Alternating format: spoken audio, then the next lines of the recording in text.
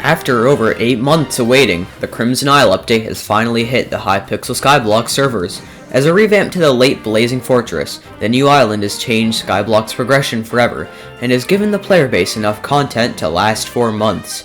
No matter if you're a fisher, a grinder, or even a casual player, Skyblock's latest update will always have something for you to work towards. My main point is that this is one of the biggest updates that Skyblock has ever gotten, and with it has come an entirely new branch of Skyblock lore. That's right, even Skyblock's lore has expanded greatly from the Crimson Isle update. There's a lot to go over: mages, barbarians, dragons, and ores. In today's video, we're going to take a glimpse into the Nether's true story, and whether this update is really all it's cracked up to be for the Hypixel timeline. Buckle in, folks, because this is going to be a wild ride. And if you enjoy my content, make sure to subscribe. It's free and helps me out a lot. With that being said, let's get into the true story of the Crimson Isle. In order to understand why this update is so important for Skyblock's lore, we'll need to look at the history of Skyblock itself. From the start, Skyblock hasn't had much lore to its name. The updates all the way up to the Catacombs consisted of little to no information about the universe as Skyblock itself, and as a whole, the player base accepted the game mode as practically storyless. Of course, everything changed on July 8th, 2020, when the Catacombs were added to the game.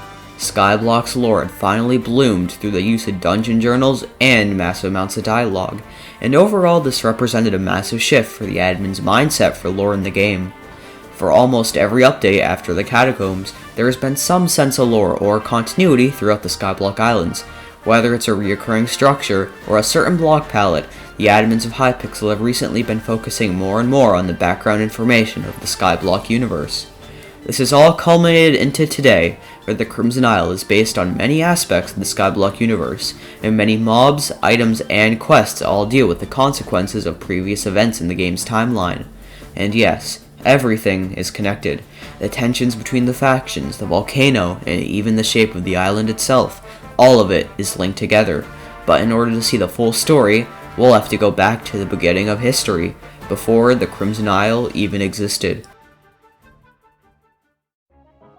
Now, as all timelines begin, there has to be a starting point, and luckily, we do have a comfortable time period to start this timeline. From El of the Nether's dialogue, we know that the Crimson Isle used to be a small foraging island filled with farmers, known as the Taika people. This meant that the Piglin tribe didn't exist, and the island wasn't the dilapidated ruins we see it as today. Of course, this wasn't meant to be, as everything changed when the Emperor Dragon attacked. In an event known as the Calamity, yes, the same one referenced in the dungeon journals, thousands of the Emperor Dragon soldiers raided the Skyblock universe, splitting apart the islands and awakening the sulfur deposits in the ground of the Crimson Isle. It also had massive repercussions for the other islands as well, but that's besides the point. The Calamity was a massive event that'll need its own video to fully explain, so make sure to subscribe for that. But the main thing to point out is that the people of our Skyblock universe actually won the war, and Jinthar, the Emperor Dragon himself, fell in the Taika Forest, forming the bastion section of the Crimson Isle we know today, at least according to Corum, the Piglin. Sadly, the decomposing remains of Jinthar awoke the tree-filled plains, and the Crimson Isle volcano soon rose up from the ground.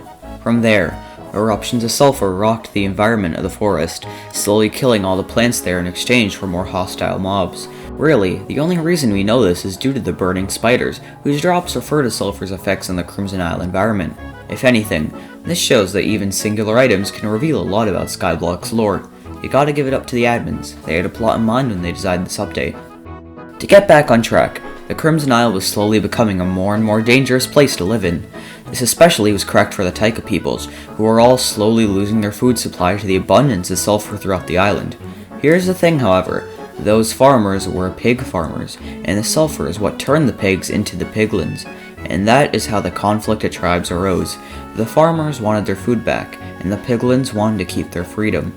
This wasn't made any better by the piglins' ability to survive off Netherwart, which gave them an advantage when it came to a food source for their civilization. And as time went on, hope was slowly waning in the Taika faction.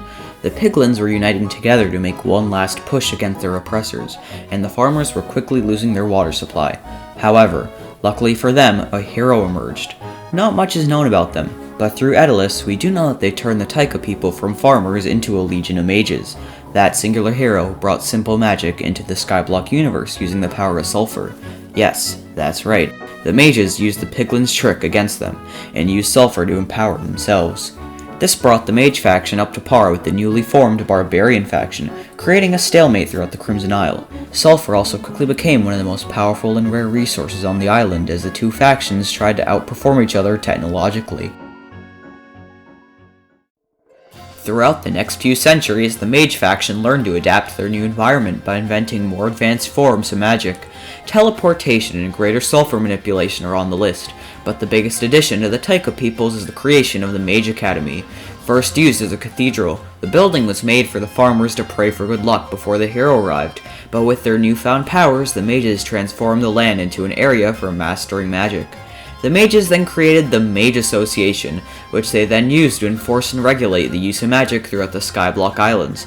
Now, if the name sounds familiar, that's because they've actually been important in other parts of Skyblock's lore. Previously, the Mage Association was the group that captured K-Man, and Necron was actually a student at the Mage Academy before he became a Wither, and just like that, the Crimson Isle and Catacombs are directly related through lore.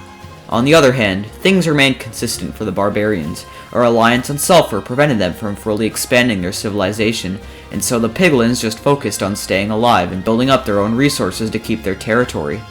Of course, any semblance of peace between the tribes wasn't possible, and it would stay that way until someone arrived onto the Crimson Isle. And who could be the one that could end the war between tribes? You, the player. Really, the end of the timeline is up to the player to choose. Whether you join the barbarians or the mages is your decision, and thus the timeline goes as far as you want. Will you try and unite the tribes against Kudra, or will you let them continue fighting? It's a fitting end for the Crimson Isle timeline. No matter what happens, it's up to the player to decide the fate of the universe. The Crimson Isle is one of the biggest updates that Skyblock has ever gotten. It rivals the Catacombs in terms of lore, and almost no other island matches the Nether in gameplay. Honestly, it's not difficult to get lost in the lore of Skyblock as a whole. It's an unexplored subject. We've barely even covered the full extent of the Crimson Isle's lore. Kudra, the mini-bosses, the stronghold, there's a lot to try and piece together. And that's what we do know about. There are tons of questlines and NPCs that are yet to be found. We are truly at the tip of the iceberg. As a final note, I'd like to answer a question. Some viewers might wonder why I'm even making this video in the first place. Well, my hope is that my videos will inspire more players to journey throughout the islands looking for pieces of lore, which we could eventually use to piece together the full Skyblock timeline. It's an exciting opportunity, and I think the community could really capitalize on it. But with that being said, if you made it this far, then make sure to like and subscribe. As I said before, it helps me out a lot. That's all, and I'll see you guys next time.